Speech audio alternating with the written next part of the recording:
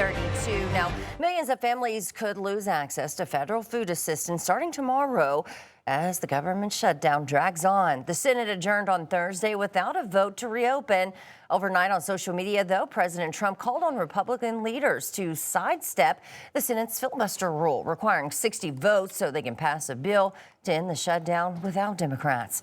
Meanwhile, House Minority Leader Hakeem Jeffries says he'll continue to stand on the side of health care of the American people. Now, here in our region, the Cherokee Nation, it's taking its own action, releasing millions of dollars to make sure families don't go hungry. 5 News reporter Bo Russell is speaking with tribal leaders. And Bo, what are they saying? Good morning. Good morning, guys. Well, Principal Chief Chuck Hoskin Jr. says he's hearing the same frustration we've been seeing nationwide. Families worried about how they'll keep food on the table if a spending bill isn't passed soon. But the Cherokee Nation, they're not waiting for Congress. I spoke with leaders who tell me that while SNAP benefits are running out soon, they're doing everything they can to make sure that food stays on the table. That's why the Cherokee Nation is releasing funds of over $6 million. Now, I spoke with their leader, Chief Chuck Hoskin. Let's hear what he had to say. They just don't understand how leaders in Washington, D.C. can let this happen. It's hitting close to home now because you're either on SNAP or you know somebody on SNAP. I mean, that's true for just about everybody anywhere in the country, and we're doing everything we can to help as many people as we can.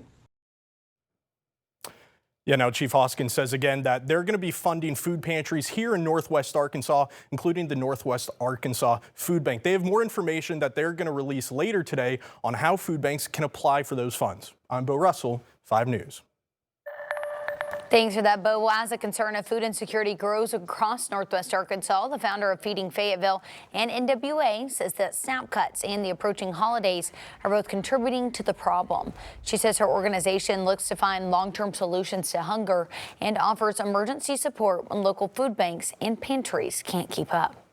I think a lot of people are in panic mode right now, and what happens when people are in panic mode is pantries are going to start to run out, because people are going to be panic grabbing. So we need to have a plan and a response to that. She says that she's always accepting donations, and you can reach out to her on social media. That's Feeding Fayetteville and NWA. Now, for the last 30 days, we've been covering a possible child care crisis in the natural state. Now we're learning a temporary solution could come before the November 1st deadline. Thursday, the Arkansas Early Childhood Commission agreed to recommend some changes to proposed funding cuts that child care providers have said would be devastating for them. The changes were recommended by child care providers, and now the commission will go to the state for approval. Our immediate call to action is to urge Governor Sanders and Secretary Oliva to move forward with those proposals as the commission has asked for them to be done. Child care providers say the changes would not be a permanent solution, but would keep them afloat for a couple of months. Well, in Fort Smith, police have arrested a 16-year-old boy almost 3 weeks after the teen allegedly robbed a convenience store. This happened back on October 10th at the Roosters Food Mart on Johnson and 50th. Ja'Kavian Milton allegedly struck an employee with a handgun before going on the run. Police say he was taken into custody Wednesday night for the charge and other warrants, and say that the investigation is ongoing.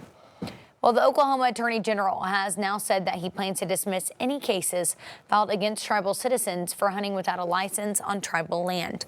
This goes against a statement made earlier this month by the state's Department of Wildlife Conservation. That statement said that game wardens would issue citations to anyone, including tribal citizens, who did not have a license. The Choctaw Nation responded soon after, saying that they have a legal agreement that allows them to fish on multiple reservations in Oklahoma.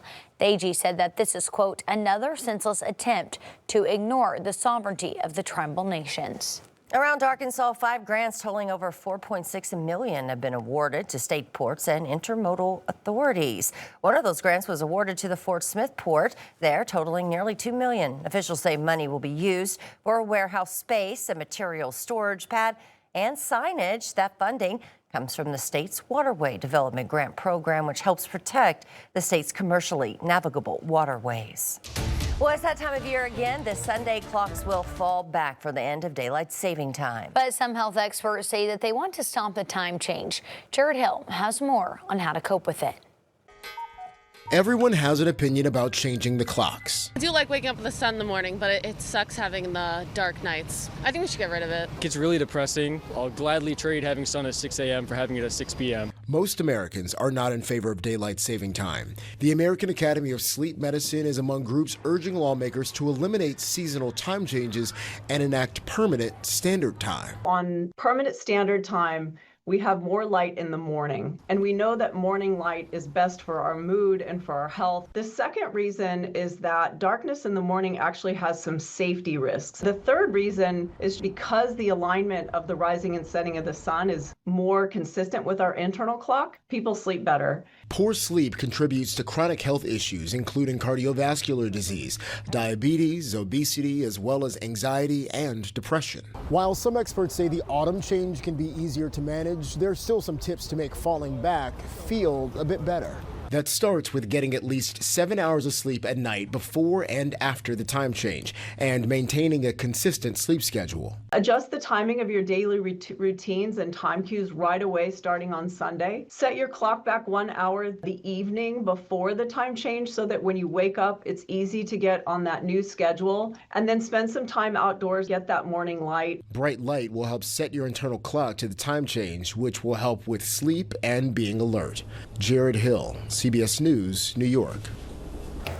Well, 2 states, Arizona and Hawaii, are currently on permanent standard time in the U.S. Wow, right? Some people kind of prefer that, I think. Oh, for sure. So. I like it when it's sunny longer. Well, experts say there's already some evidence that not changing the clock works for people. Well, if you're scrambling around trying to find some Halloween plans, Fort Smith is hosting its Cars and Candies Trunk or Treat tonight at the Central Mall.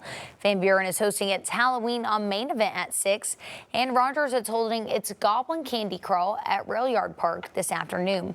Plus, Fayetteville will have its Trick or Treat on the trail starting at 4 in the Lower Ramble. Now, you can find more events on our website at 5newsonline.com, or just text the word Halloween to the number you see right here, 479-785-5000. We'll send that list straight to your phone.